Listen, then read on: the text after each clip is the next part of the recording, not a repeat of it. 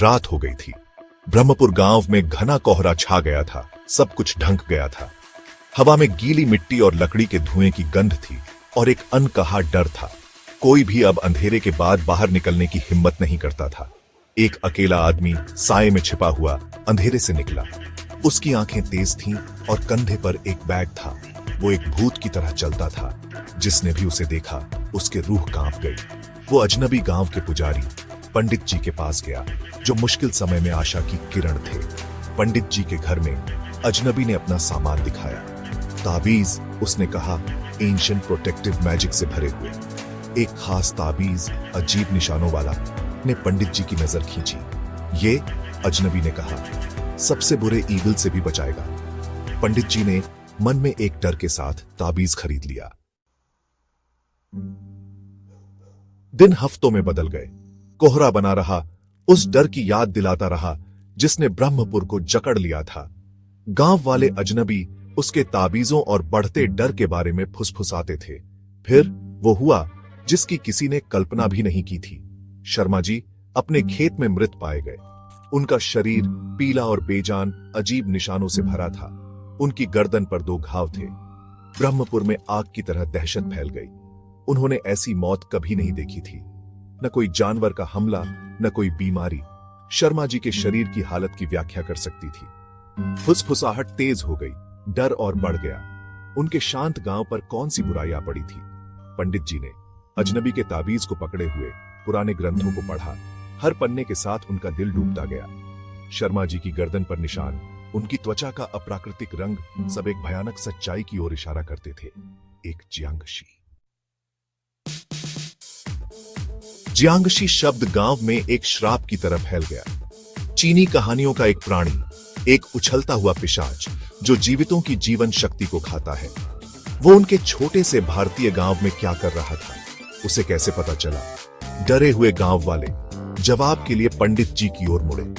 वो, उनके धर्म के रक्षक, बुराई से रक्षक, के पास कोई जवाब नहीं था। बस एक बढ़ता हुआ डर था। ताबीज उनके हाथों में भारी लग रहा था। उनकी बेबसी की याद दिलाता था। उन्हें कुछ करना था, अपने लोगों की रक्षा करनी थी। लेकिन आप एक ऐसे दुश्मन से कैसे लड़ते हैं जो मिथक और कहानियों में छुपा है? एक रात घने कोहरे के बीच जियांगशी ने फिर हमला किया। पानी लेने गई युवा राधा की चीख निकल गई। गांव वाले जो भी मिला वो लेकर कुएं की ओर दौड़े। उनके दिल तेजी से धड़क रहे थे। वहां कोहरे से निकलती अजीब चांदनी में जियांगशी खड़ा था। कड़े अंगों वाला, लाल आंखों वाला और पुराने चीनी कपड़ों में वो बुरे सपने जैसा था। वो राधा की ओर उछला, उसके लंबे काले पंजे खुले हुए, हमला करने को तैयार। गांव वाले डर और बेबसी से भरे उस पर टूट पड़े। उनकी आवाज रात में गूंज रही थी। गांव वाले पागलों की तरह लड़े, लेकिन जियांगशी अंधेरे और सड़न का प्राणी बेरहम था। उसने उनके हमलों को ऐसे झटक दिया जैसे वो कुछ भी नहीं थे। उसकी नजर राधा पर टिकी थी, उसके शिकार पर। जब सारी उम्मीद खो गई, पंडित जी अजनबी का ताबीज पकड़े आगे बढ़े। उन्होंने पुराने मंत्र पढ़े। उनकी आवाज कांप रही थी, लेकिन दृढ़ थी। हवा में एक अनदेखी ऊर्जा कड़कड़ा गई। ताबीज चमका। एक तेज रोशनी निकली जिसने जियांगशी को पीछे हटने पर मजबूर कर दिया। उसने फुफकारा, एक ऐसी आवाज जिससे उनके रूह कांप गए, फिर कोहरे में गायब हो गया। गांव अब सुरक्षित था फिलहाल, लेकिन उन्होंने जो दहशत देखी थी वो हमेशा याद रहेगी। वे जानते थे कि जियांगशी वापस आएगा, राधा की ओर, अपने अधूरे शिकार की ओर। पंडित जी ने पुराने ग्रंथों को पढ़कर एक रस्म ढूंढी, एक खतरनाक और जटिल भगाने का मंत्र, इस प्राचीन बुराई से छुटकारा पाने का एकमात्र तरीका। उन्होंने गांव वालों को इकट्ठा किया। उनका डर साफ दिख रहा था, लेकिन उनका दृढ़ निश्चय अटल था। अंधेरी रात में उन्होंने रस्म की, एक साथ मंत्र पढ़े। उनकी आवाजें मोक्ष के लिए एक बेताब याचना थी। हवा भारी हो गई, एक अनदेखी ऊर्जा से भर गई। ताबीज शक्ति से धड़का। उनकी प्रार्थनाओं, उनकी आशाओं का मार्गदर्शन करता रहा।